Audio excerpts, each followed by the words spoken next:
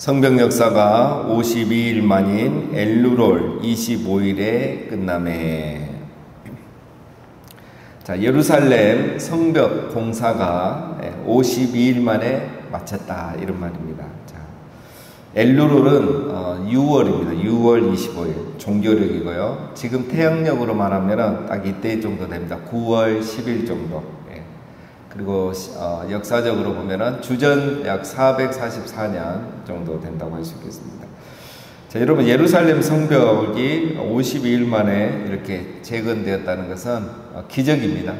우리가 성벽을 안 쌓아봐서 모르고 또 예루살렘 성벽을 보지 못해서 이게 감이 안 오는데, 그 큰 성벽을 이렇게 52일 만에 세웠다. 이것은 굉장히 큰 기적이고요. 그리고 이제 그렇게 또 가능했던 것이 바벨론이 이제 예루살렘을 공격할 때 이쪽 동문 쪽이 있는 동쪽은 이렇게 또 많이 헐지 않고 일부가 보존이 됐습니다. 그래서 또 52일 만에 이렇게 되지 않았나, 그렇게 고고학자들은 말하고 있습니다. 자, 이런 140년 동안 방치됐던 예루살렘이 또 성벽이 이렇게 재건이 됐다는 것은 엄청난 일인 거죠. 자, 이걸 보면 우리가 뭐라 했었습니까? 이 예루살렘 성벽, 그 큰 성벽을 누가 언제 다시 세우겠느냐 생각했지만 어떻습니까? 실제로는 52일 만에 된 거예요. 이렇게 하는 데는 느헤미야의 그 리더십도 있고 또 이 백성들의 헌신이 있었죠. 집에도 가지 않고 거기서 먹고 자고 하면서 서둘러서 공사를 했기 때문에 52일 만에 완성이 된 겁니다. 자, 이걸 통해서 알 수 있는 것은, 여러분, 이 성벽 공사 누가 하겠냐, 언제 하겠냐 했겠지만 불가능한 일이 아니었다는 겁니다. 그동안 왜 안 됐느냐? 아무도 나서지 않았기 때문에 안 된 겁니다. 그렇죠? 자, 여러분, 우리가 일은 말로 하는 게 아니라 행동으로, 순종으로 하는 것이죠. 하나님이 비전을 주시고 감동을 주시면 이거 어떻게 하지, 언제 하지, 이렇게 하면 아무 일도 못 합니다. 우리가 믿음으로, 순종으로 그렇게 하면, 행동으로 하면 하나님이 이루어 가시는 겁니다. 그래서 우리의 대부분의 일은 못해서 안 되는 것이 아니라 안 해서 안 되는 일이 더 많은 거죠. 느헤미야가 하나님의 감동에 순종하고 또 백성들이 그 마음을 받고 함께 순종하고 헌신하자 하나님께서 이렇게 52일 만에 일이 이루어지는 이 놀라운 일을 이루어 주셨습니다. 16절, 우리의 모든 대적과 주위에 있는 이방 족속들이 이를 듣고 다 두려워하여 크게 낙담하였으니 그들이 우리 하나님께서 이 역사를 이루신 것을 알미니라. 자, 이게 참 은혜로운 말이죠. 그들이 우리 하나님께서 이 역사를 이루신 것을 알미니다. 자, 그러니까 이 대적들, 그동안 성벽 공사를 방해했던 사람들도 안 거죠. 야, 이거는 하나님이 이루신 일이다. 왜냐하면 이렇게 우리가 방해를 했는데 끈떡도 안 하고 52일 만에 이 공사가 완성이 됐다. 이거는 저들의 신, 하나님이 도와주신 거다. 하나님 은혜가 아니면 이거 안 된다. 이 사람들도 아는 거예요. 여러분, 이런 말씀이 굉장히 은혜롭지 않습니까? 그러니까 이 사람들이 두려워하는 거잖아요. 대적들이 다 두려워하여 크게 낙담하였다. 지금까지 반대하고 음해하고 대놓고 그렇게 공격했는데 성벽이 다 완공되니까 두려운 거예요. 여러분, 이거는 뭐 그냥 쉽게 단순하게 생각하면 정치적인 거죠. 자기들이 방해하고 그동안 음해를 하고 있는데 이게 완성이 딱 되니까 이제 이스라엘이 강해지는 것밖에 없잖아요. 그러니까 이제 자기들이 그동안 했던 게 있으니까 죄책감도 있고 잘못한 것도 있으니까 두려운 거죠. 이제 자기들이 뭐 벌을 받거나 공격을 받거나 또 잘못에 대한 죄책감도 있고, 또 한 가지는 뭡니까? 하나님의 일을 이루신 걸 안 거예요. 야, 두려운 거죠. 야, 하나님이 정말 살아계신다는 거 알죠. 보이지 않지만 하나님의 손이 저들과 함께 한다는 것을 느낀 거죠. 그래서 그들은 두려워했던 것입니다. 하나님이 역사하시니까 5년 걸릴 일이 52일 만에 되는구나 아는 거죠. 여러분, 바로 우리 교회의 존재, 그리스도인의 존재는 이런 존재입니다. 여러분, 우리가 어떻게 세상과 싸워서 이기고 말로 해서 이기고 투쟁해서 이길 수 있겠습니까? 근데 교회가 하나님의 은혜 가운데 든든히 세워져 가고 세상과 다른 그 교회의 모습을 볼 때 세상은 교회를 두려워하는 겁니다. 그때 교회를 통해서 하나님을 보게 되는 거죠. 코로나 때 다 힘들어하고 자기만 생각하는데 교회가 앞장서서 사회적 활동을 시작하잖아요. 봉사를 시작하고 교회가 그렇게 하고 그런 걸 봤을 때 세상이 하나님을 두려워하는 겁니다.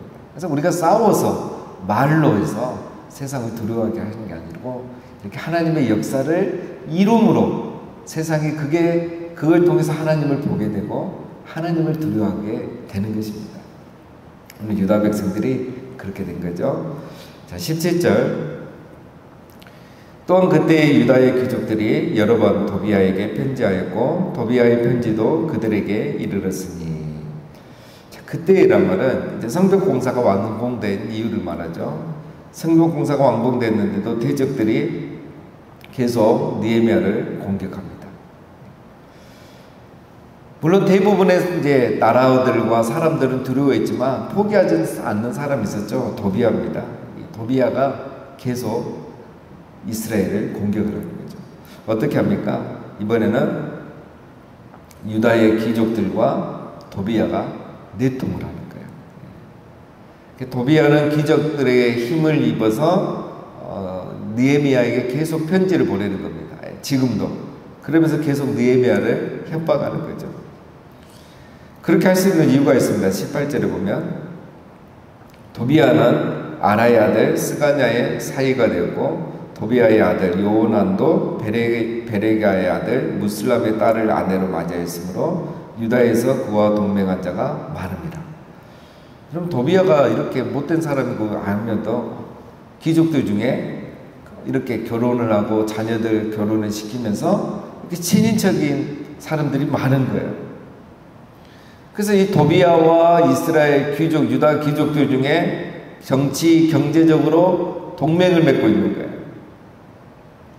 그러니까 이 귀족들을 통해서 도비아는 또 계속적으로 이스라엘 유다 안에 느헤미야에게 영향력을 흘러보내고 있는 것입니다. 19절. 그들이 도비아의 선행을 내 앞에 말하고 또 내 말도 그에게 전하매 도비아가 내게 편지하여 나를 두렵게 하고자 하였느니라. 나오죠. 유다의 귀족들이 어떻게 합니까? 느헤미야에게 도비아는 좋은 사람이다 하고 자꾸 얘기하고 도비아가 이런 좋은 일들을 했다, 선행을 했다고 자꾸 칭찬을 합니다. 이렇게 하는 이유는 두 가지죠. 첫 번째는 느헤미야가 도비아에 대한 어떤 경계심을 크게 하는 겁니다. 도비아 너무 그렇게 보지 마라. 원래 우리를 위해서 좋게 하는 사람이다. 경계심을 크게 하는 겁니다. 두 번째는 도비아에 대해서 함부로 못하게 하는 거죠. 도비아를 건드리지 마라. 못되게 악하게 하지 마라. 왜? 우리하고 친하다 이거죠. 우리하고 이렇게 다 얘기하고 있다. 은근히 이렇게 말하면서 느헤미야를 압박하는 거죠. 그리고 또 귀족들이 못된 짓을 합니다. 느헤미야와 이렇게 나눴던 이야기, 정보를 도비아에게 전해주는 거예요. 왜 귀족들이 이렇게 할까? 이 귀족들은 느헤미야 편에 들어야 되는데 왜 도비아의 편에 들까? 그럼 느헤미야는 좀 있으면 페르시아로 돌아갈 총독이죠. 잠깐 이 일을 위해서 온 거지 다시 돌아갈 사람인 거예요. 그리고 느헤미야가 자기들에게는 마음에 안 든 겁니다. 왜냐하면 느헤미야는 말씀대로 살려고 했던 사람이거든요. 이 말씀대로 종교개혁을 일으켰거든요. 그래서 와서 보니까 이 나라는 엉망인데 가난한 자들은 계속 빚을 지고 노예로 팔려가고 이런 장면을 보니까 느헤미야가 나중에 그 5장에 나옵니다. 가난한 자들의 빚을 탕감해주는 일이 일어나요. 그러니까 율법대로 하는 일인데 이걸 누가 싫어하겠습니까? 빚을 내준 사람은 싫어하죠. 빚은 부자들이 냈잖아요. 귀족들이 그걸 싫어하는 거예요. 율법대로 하는 일이지만 자기들이 손해를 보니까 느헤미야가 싫은 거죠. 그러니까 이 귀족들은 느헤미야를 따른 마음이 처음부터 없었던 겁니다. 그래서 도비아와 손을 잡고 느헤미야를 음해해서 빨리 쫓아내고 되돌아가게 하는 게 이 귀족들의 목적이었어요. 그래서 이렇게 내통을 하고 자녀들을 결혼시키면서 정치 경제적으로 권력을 잡아가고 있었던 겁니다. 자, 여러분, 조금 전에 성벽이 완공되고 주변 대적들이 다 두려워했다고 했는데, 그거는 이제 이렇게 표현이죠. 그 중에 일부는 반대 세력은 여전히 있다는 겁니다. 왜? 자기의 이권에 걸린 사람들은 끝까지 반대하는 거예요. 이걸 통해서 우리가 할 수 있는 것은 사단은 결코 포기하지 않는다는 겁니다. 사단은 공격을 포기하지 않습니다. 끝나도 끝난 것이 아니다. 끝나도 끝난 것이 아닙니다. 성벽이 완공된 이후에 사단은 또 대놓고 이렇게 공격을 하는 겁니다. 교회가 부흥하고 든든히 세워져 가면 다 변화된 것 같지만 아닙니다. 그 중에 변화되지 않는 이런 귀족들과 같은 도비아와 같은 사람이 있습니다. 왜냐하면 이들은 말씀이 들어가서 열매를 맺지 못합니다. 왜냐하면 어제 우리가 했죠. 항상 사단에게 이렇게 도구로 쓰임받는 사람들이 있다는 거예요. 이들은 자기의 이권이 있기 때문에 이 말씀이 그들을 삼키지 못하는 거예요. 변화시키지 못하는 거예요.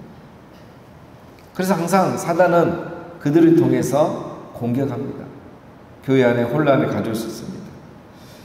부흥한 이후에도 사단은 포기하지 않고 또 공격한다는 거예요. 자, 그래서 우리는 항상 깨어 있어야 되는 거고, 깨어 있기 위해서는 기도해야 하는 것입니다. 왜냐? 사탄은 멈추지 않기 때문입니다. 자, 7장 1절입니다.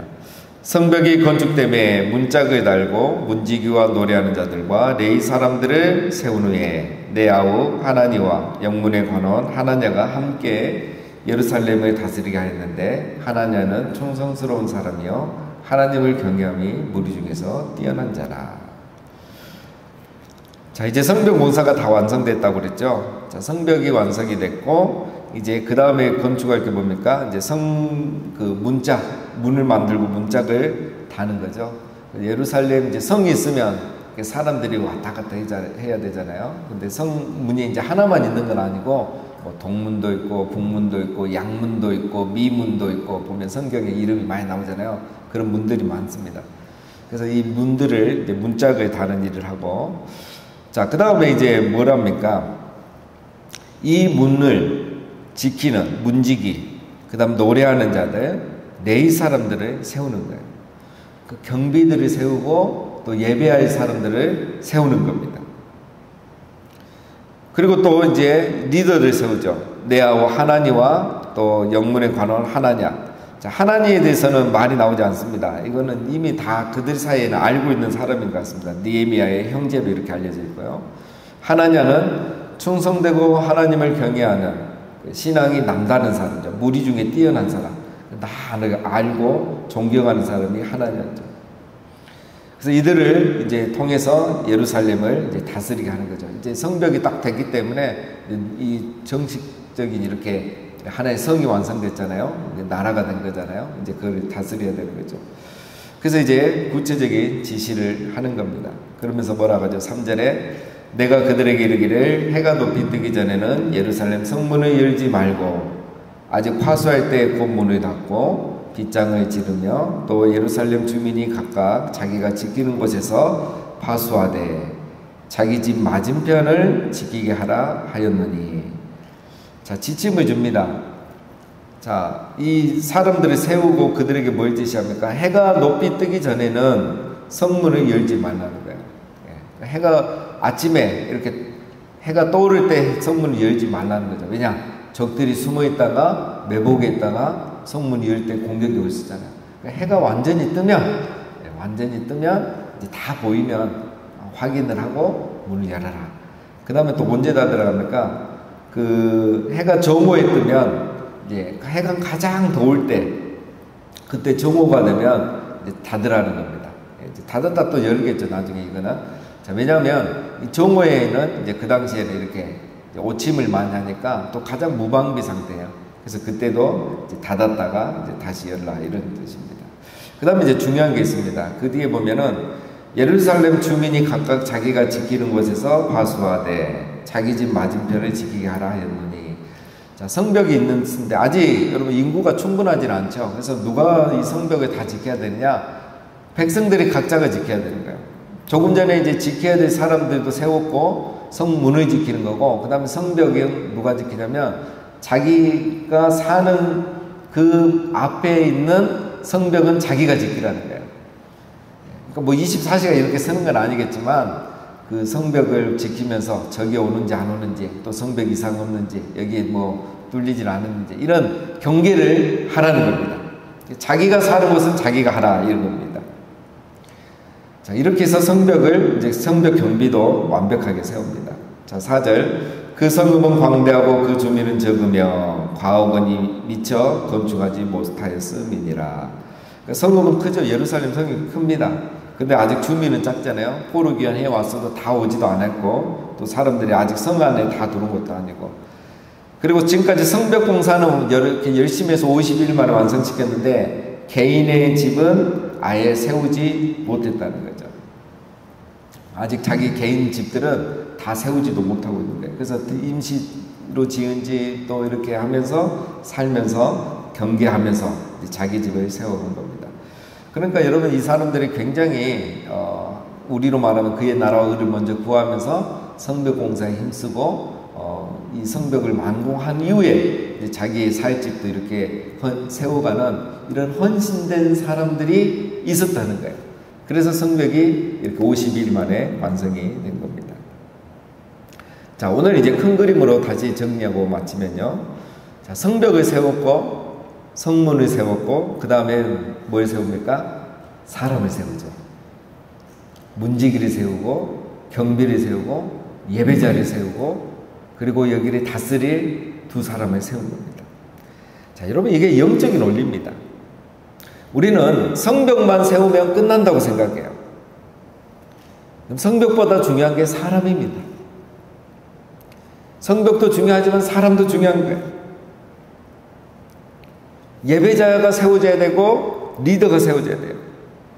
여러분, 교회는 건물만 세우면 되는 줄 아지만 그렇지 않습니다. 시설만 좋으면 되는 게 아닙니다. 건물도 중요하고 시설도 중요하지만 사람이 더 중요해요. 사람이 있어야 됩니다. 우리가 이 큰 예배당을, 이 큰 교회를 관리하고 운영하고 유지하고 든든하게 세워가는데 사람이 필요한 거예요. 어떤 사람이 필요합니까? 우리가 이제 뭐 밤새 교회 경비 안 해도 되잖아요. 우리 성도님들은 헌금하신 걸로 우리 세 분의 경비가 지금 교회를 다 지키고 있어요. 건물을 지키고 있죠. 예배당을 지키는 거죠. 그러나 이 교회는 그걸로 끝나는 게 아니잖아요. 교회는 사람이 필요합니다. 누가 필요합니까? 깨어 기도하면서 교회를 지키는 사람이 필요해요. 오늘 보면은 예배자를 세우잖아요. 레인들이 세우잖아요. 그래서 이 교회는 여러분 사람이 필요합니다. 사람이 교회를 지키는 거예요. 그래서 제가 늘 강조한 게 중직자는 사명자라고 말합니다. 봉사자가 아니에요. 사명자입니다. 그 중직자는 기도해야 돼요. 내가 은혜 받기 위해서 그 기도에 나오는 게 아니에요. 내가 은혜 받기 위해서 금요기도에 나오는 건 중직자 아닙니다. 중직자는 은혜 받기 위해서도 나오지만 교회를 지키고 교회를 세우고 이 교회를 다음 세대에게 전승시키기 위해서 그래서 교회를 나오는 거예요. 기도회를 나오는 거예요. 그러다가 하나님 주시면 은혜 주시면 은혜도 감사한 거고요. 그게 중직자입니다, 여러분. 그런 사람이 필요해요.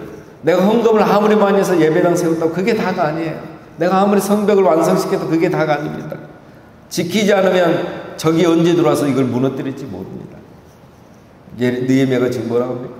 다 지키는 사람들하고 자기 집 문 앞에는 자기가 지키라고 말했잖아요.